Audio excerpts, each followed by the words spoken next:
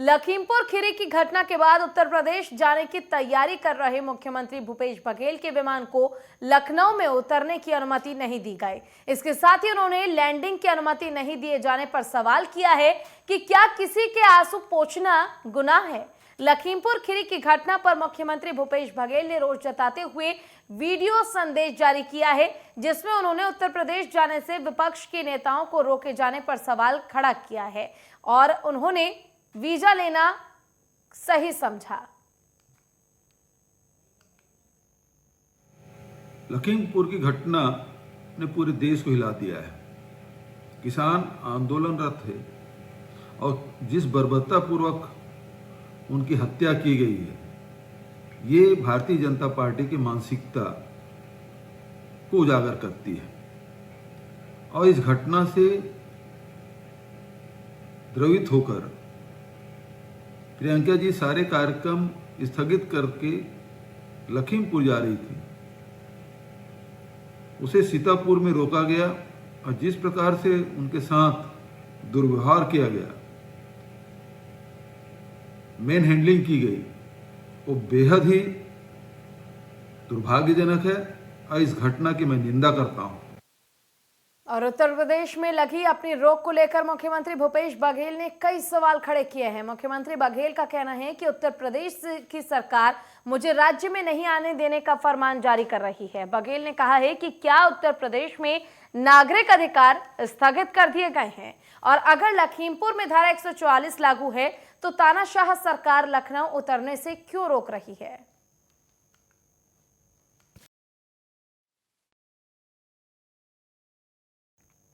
और कांकेर के प्रतापपुर थाने में हर साल मां दुर्गा पूजा और दशहरा के पर्व पर ग्रामवासी बैठक करके कार्यक्रम की रूपरेखा तैयार करते हैं। वहीं इस साल भी गांव के मुखिया और ग्रामवासियों ने बैठक की, जिसमें उन्होंने लोगों को साइबर अपराध से सतर्क रहने और महिलाओं को संबंधित अपराध घटित होने पर पुलिस को तत्काल अवगत करने समेत कई अन्य बातों की जानकारी दी। साथ ही क्षेत्र में नक्सली गतिविधियों पर प्रभावी रोकथाम के लिए क्षेत्र के सक्रिय नक्सली माओवादियों के पोस्टर वितरण पर उनके संपर्क में आने वाले नक्सली माओवादियों को आत्मसमर्पण नीति के तहत समर्पण कराने और उन्हें मुख्य धारा में आने के लिए प्रेरित करने के लिए समझाया गया। थाना प्रतापपुर में स्थापित दंतेश्वरी मंदिर जो है, वहाँ पर आगामी दिनों में स्थापित करवाने के बाद एक सामुदायिक मीटिंग उनको समझाया दिया गया कि अनिवार्य बनाया जाए। और क्योंकि थाना प्रतापपुर के कई गाँव नक्सल प्रभावित हैं, तो वहाँ पर सक्रिय नक्सलियों के कॉम्प्लेक्स वगैरह प्रसारित करके उनको ग्राम स्तर पर आत्मसमर्पण की जो नीति सरकार के द्वारा उसके बारे में जानकारी देकर नक्सल मुक्त करने के लिए तैयार किया। और नवरात्रि को देखते हुए दुर्ग जिला प्रशासन ने दुर्गा उत्सव समिति के लिए गाइडलाइन जारी की है, जिसमें सभी प्रकार के कोरोना नियमों के अनुसार आयोजन किए जाने के निर्देश दिए गए हैं, जिसके बारे में दुर्ग एडीएम नुपुर राशि पन्ना ने मीडिया जानकारी दी है। नवरात्रि को देखते हुए दुर्ग ज़िला प्रशासन ने आज गाइडलाइंस जारी की है, जिसमें हम लोग मेनली यही देख रहे हैं कि कोविड की तीसरी लहर को रोकते हुए हम लोग किस प्रकार इस नवरात्रि के त्यौहार को भी मना पाए और कोविड के संक्रमण से भी बच पाए। इसमें मेन यही है कि किसी प्रकार का भी पंडाल की स्थापना या मूर्ति की स्थापना अनुभागीय अधिकारी कार्यालय की अनुमति के उपरांत होगा। और अग्रवाल सेवा समिति खुर्शीपार ने हर साल की तरह इस साल भी बड़े हर्षोल्लास के साथ अग्रसेन समारोह मनाया, जिसकी शुरुआत अग्रवाल महिला समिति ने की। इस दौरान कई खेल प्रतियोगिताएं आयोजित की गई। इसी कड़ी में अग्रवाल युवा मंच ने flood light Agrasen premier league का धमाकेदार उद्घाटन किया है, जिसका समापन 5 अक्टूबर को होगा। इन सभी कार्यक्रमों में महिलाओं और बच्चों ने बढ़ चढ़कर हिस्सा लिया है। सर्वप्रथम अग्रसेन जयंती समारोह में भिलाई की समस्त जनता को मैं अग्रसेन जयंती की शुभकामनाएं प्रेषित करता हूं। प्रभु श्री रामचंद्र जी से मैं अपेक्षा कामना करता हूं कि छत्तीसगढ़ विकास की रोज नित नई गाथा लिखे। अग्रवाल सेवा समिति खुर्शीपार लगभग 50 वर्षों से अग्रसेन जयंती समारोह मनाते आ रही है। विगत 2018 में जब हमारा यह अग्रसेन भवन निर्मित हुआ, उसके बाद से युवा मंच और महिला समिति प्रत्येक वर्ष अग्रसेन जयंती समारोह में 5 से 7 दिन अग्र समारोह इस प्रकार से आयोजन करती है। और कांकेर के पखानजोर में कुछ दिन पहले आदिवासी छात्र युवा संगठन ने एबीवीपी कार्यकर्ता विक्रम पर कॉलेज में प्रवेश के नाम पर 5,000 की मांग को लेकर आदिवासी छात्र युवा संगठन ने विक्रम पर आरोप लगाया था, जिसको खंडन करते हुए प्रार्थी ईश्वर पुराने ने कहा है कि उसे कॉलेज में प्रवेश को लेकर कोई पैसा नहीं मांगा गया। उस पर लगाए गए आरोप बेबुनियाद हैं, जिसका अनुविभागीय अधिकारियों को इसकी जानकारी के साथ ज्ञापन भी दिया गया। साथ ही ये भी कहा गया है कि एबीवीपी कार्यकर्ता विक्रम को बदनाम करने के लिए उस पर झूठा आरोप लगाया जा रहा है। झूठा बात है। हम तो घर से 1500 रुपये पैसे दिए थे हमारे लड़का को फीस देने के लिए। फीस को तो मालूम नहीं था, तो फीस देना, बचत पैसा को पेट्रोल में डाल देना, ऐसे करके हम दिए थे। हम पैसा दी ही नहीं है। कितना रुपए दिए थे फीस के? 1500 रुपये दिए थे। आदिवासी छात्र युवा संगठन द्वारा 5,000 प्रवेश शुल्क के नाम से लिया है करके पहले आवेदन दिए थे। उस संबंध में जो संबंधित आवेदक है ईश्वर, उन्होंने अभी आवेदन दिया है कि मैं उनको 5,000 दिया था, लेकिन मेरा वो पुराना दोस्त है इसलिए दिया था करके। इस संबंध में जो संबंधित है विक्रम बरिक, उनको नोटिस दे करके उनसे जवाब लिया जाएगा। उसके पश्चात जो भी उचित कार्रवाई होगा वो करेगी। आदिवासी और बिलासपुर पुलिस ने अर्पण अभियान के तहत चोरी गुम हुए मोबाइल को वापस किया है, जिसमें इससे पहले भी जनवरी में अर्पण अभियान के तहत 200 मोबाइल ढूंढकर उनके मालिकों को वापस किया गया था, जिसके बाद अब साइबर की टीम एक अथक प्रयास के बाद राज्य के अलग अलग इलाकों और दूसरे राज्य से 55 लाख से अधिक कीमती 370 मोबाइल ढूंढकर वापस दिया गया है। शहर के लकीराम अग्रवाल ऑडिटोरियम में आयोजित किए गए कार्यक्रम में गुम चोरी हुए मोबाइल मालिक तक पहुंचाए गए, जहां वरिष्ठ पुलिस अधीक्षक दीपक झा और अतिरिक्त पुलिस अधीक्षक शहर उमेश कश्यप द्वारा कार्यक्रम के अंतिम सत्र में मोबाइल प्रदान किया गया है। हाँ, आज बिलासपुर पुलिस के द्वारा एक कार्यक्रम रखा गया है जिसमें 400 मोबाइल जो लोगों ने अलग अलग समय में अलग अलग थानों में या साइबर सेल में रिपोर्ट करवाया था मिसिंग का, उसको लगभग पिछले 2 महीने के अथाह मेहनत से लगातार प्रयास से ढूंढ करके आज हम लोग उनके जो ओनर्स हैं उनको वापस करने के लिए यहाँ उपस्थित हुए थे आज। और निश्चित रूप से ये बहुत ही टफ था, क्योंकि ना ही हम छत्तीसगढ़ के अलग अलग ज़िलों से इनको ढूंढ करके लाए हैं, बल्कि आसपास के राज्यों में भी हमारी टीम गई थी और ढूंढ करके उनको वापस करने का प्रोग्राम रखा है। हम लोगों ने आज प्रोग्राम, चूँकि अक्टूबर मंथ में साइबर सुरक्षा का भी मंत्र रहता है, तो उसको देखते हुए हम लोगों ने एक उसका भी एक प्रेजेंटेशन रखा था, वो भी एक कार्यक्रम रखा था। और कवर्धा में 2 समुदायों के बीच हुए झंडे को लेकर विवाद अभी भी शांत नहीं हुआ है। पुलिस प्रशासन ने पूरी ताकत कवर्धा शहर की शांति व्यवस्था बनाए रखने के लिए झोंक दी है। बता दें कि शांति व्यवस्था बनाने के लिए खुद आईजी को कवर्धा आना पड़ा है। वहीं अपने साथ में अन्य जिला से 4 और पुलिस अधीक्षक अपने साथ में लेकर आए हैं। वहीं पूरे शहर के चप्पे चप्पे में पुलिस बल तैनात है। साथ ही शहर में धारा 144 के चलते लोगों के आवाजाही पर पूरी तरह से रोक है। लोग घरों में रहकर ही पुलिस का फ्लैग मार्च देख रहे हैं। इधर कवर्धा कलेक्टर रमेश शर्मा ने शांति समिति की बैठक रखी, जिसमें सभी समुदाय के लोग और जनप्रतिनिधि मौजूद थे।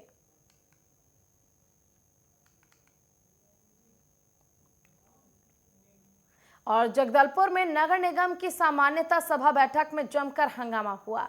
नेता प्रतिपक्ष और सफाई सभापति के बीच में नोकझोंक इतनी बढ़ी कि बात धक्का मुक्की और हाथापाई तक पहुंच गई, लेकिन पक्ष विपक्ष के नेताओं ने बीच बचाव कर मामला बिगड़ने से पहले ही बचा लिया। दरअसल सामान्य सभा की बैठक में पक्ष विपक्ष भ्रष्टाचार के मुद्दे पर एक दूसरे के आरोप लगा रहे थे। इसी दौरान नेता प्रतिपक्ष Sanjay Pandey weed harvester machine और डस्टबिन खरीदी में हुए भ्रष्टाचार पर सफाई सभापति विक्रम सिंह डांगी से सवाल जवाब कर रहे थे। इसी बीच नेता प्रतिपक्ष ने निजी बातों को लेकर टिप्पणी करने के बाद दोनों के बीच विवाद हो गया।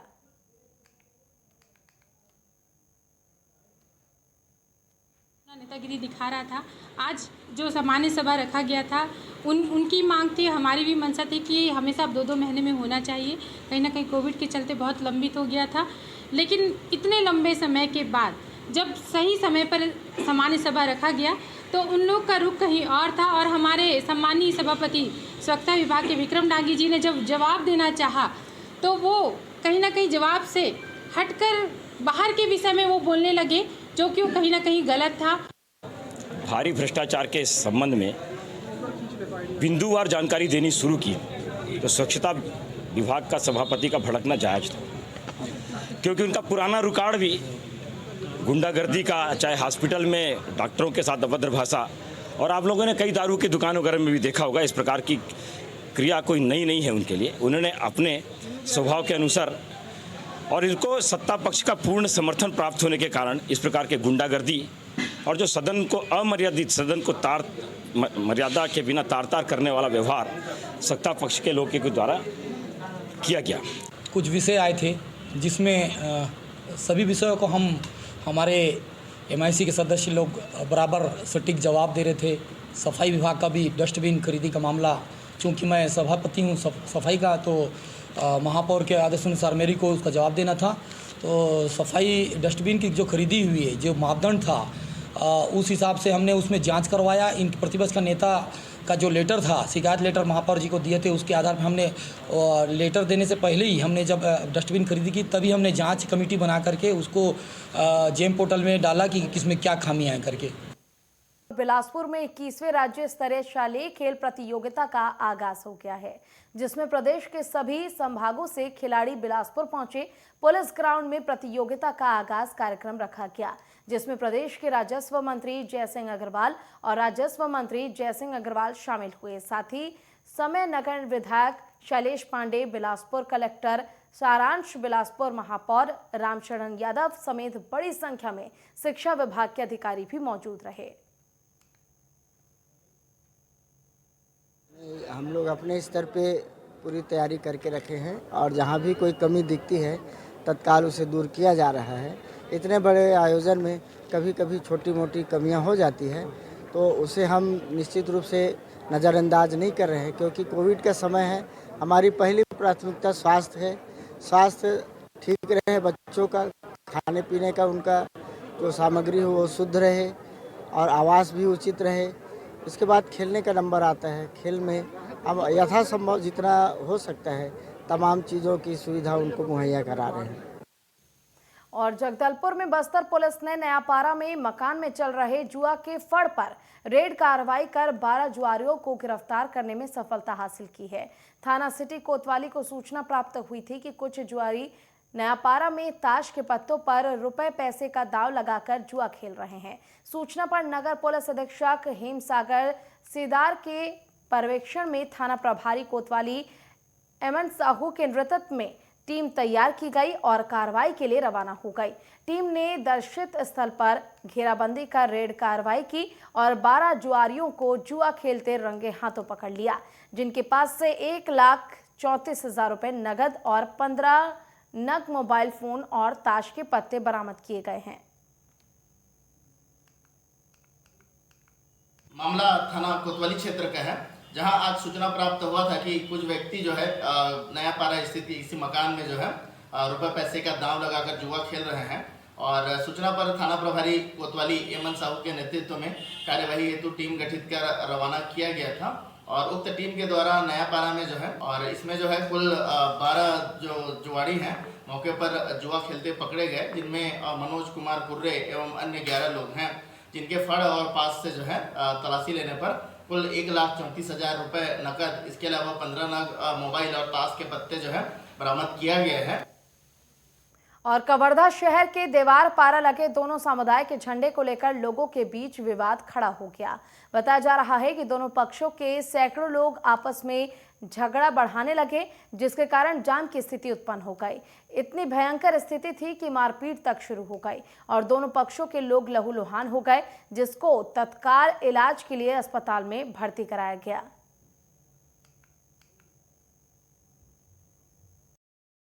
झंडा लगाने को लेके दो पक्षों के बीच में विवाद हुआ था, उससे तनाव की स्थिति निर्मित हुई थी और तनाव की स्थिति को देखते हुए शहर में 144 लगाई गई है, जिसमें समूह के रूप में भीड़ बना के इकट्ठा होने से रोक लगाई गई है।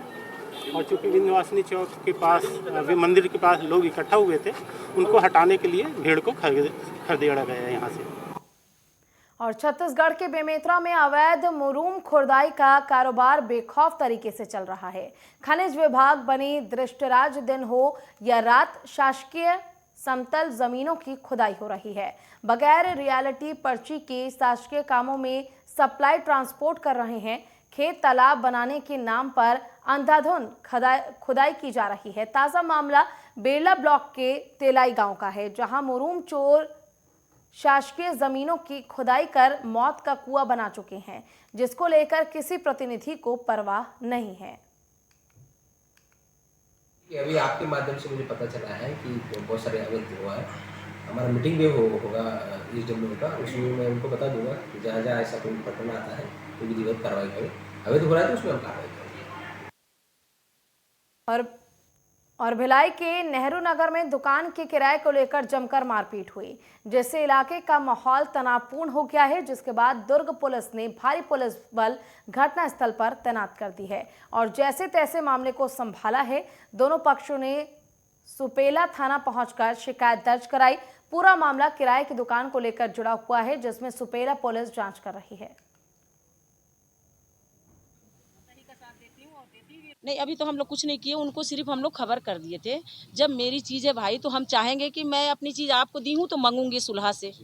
तो मैं आज ये लोग गंदे तरीके से पेश आए हैं और मेरी चाची है, इनके मिस्टर नहीं है और इनके गंदे तरीके से वो लोग बात कर रहे हैं। और तो कौन बच्चा, आप भी रहोगे, आपके ऊपर ऐसा रहेगा तो आप क्या करोगे उस जगह में, ये बताइए। मैडम, उनका आरोप था कि उनकी अनुपस्थिति में ही आप लोगों ने सामान नहीं, ये गलत है। देखिए, मैं ये बोल रही हूँ कि किसी की चीज़ के लिए अगर मुझे हड़पना है तो मुझे गलती निकालना ही है।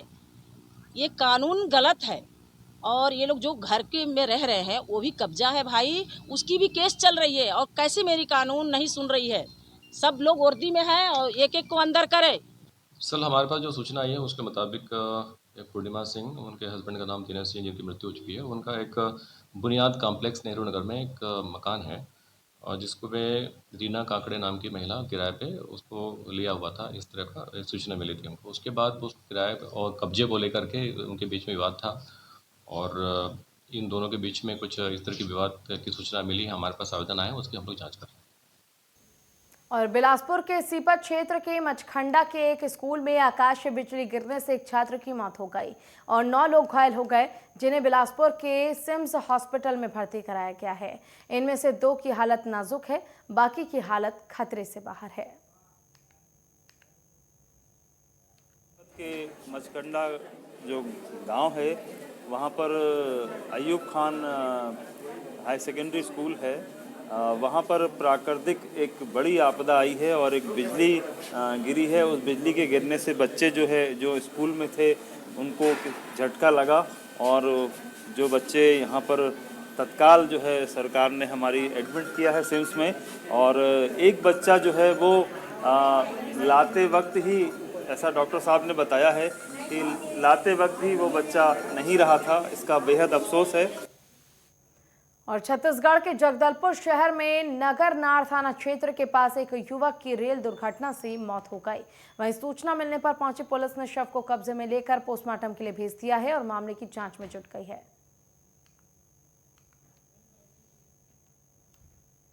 और बिलासपुर के व्यापार विहार रोड में बने पेट्रोल पंप में विवाद के बाद बॉटल बॉम्ब फेंकने का मामला सामने आया है। दरअसल पेट्रोल भरवाने आए 10 से 12 युवकों ने पेट्रोल भरवाने के बाद पैसे देने में आनाकानी शुरू कर दी, जिसके चलते युवकों का पेट्रोल पंप कर्मचारियों ने विवाद हो गया। विवाद में युवकों ने कर्मचारियों को धमकाने की भी कोशिश की, लेकिन वो वहां से चले गए। उसके कुछ देर बाद युवक फिर वापस आए और पंप की ओर पेट्रोल बॉम्ब फेंक दिया। हालांकि हादसे में किसी के हताहत होने की कोई खबर नहीं है। पंप के मैनेजर ने इसकी शिकायत सिविल लाइन थाने में की है। वहीं पुलिस ने मामला दर्ज कर 8 लोगों को गिरफ्तार भी कर लिया है, जिसमें 4 नाबालिग हैं। साथ ही मामले में सीसीटीवी फुटेज के आधार पर युवक की तलाश की जा रही है। पेट्रोल डलवाने के नाम पर विवाद किए और देन उसके बाद जब उनको समझ में नहीं आया तब उन्होंने एक सीसी पे पेट्रोल रख के और उसमें कपड़ा लपेट कर आग लगाकर उसको पेट्रोल पंप जो है उसको जलाने की नीयत से उसको भेजे थे, फेंक दिए थे, और जिसको वहाँ के उपस्थित कर्मचारियों द्वारा बुझाया गया, और जिस पर थाना सिविल लाइन में प्राथमिक पंजीबद्ध कर कुल 8 लड़कों को, जिसमें 4 नाबालिग भी हैं,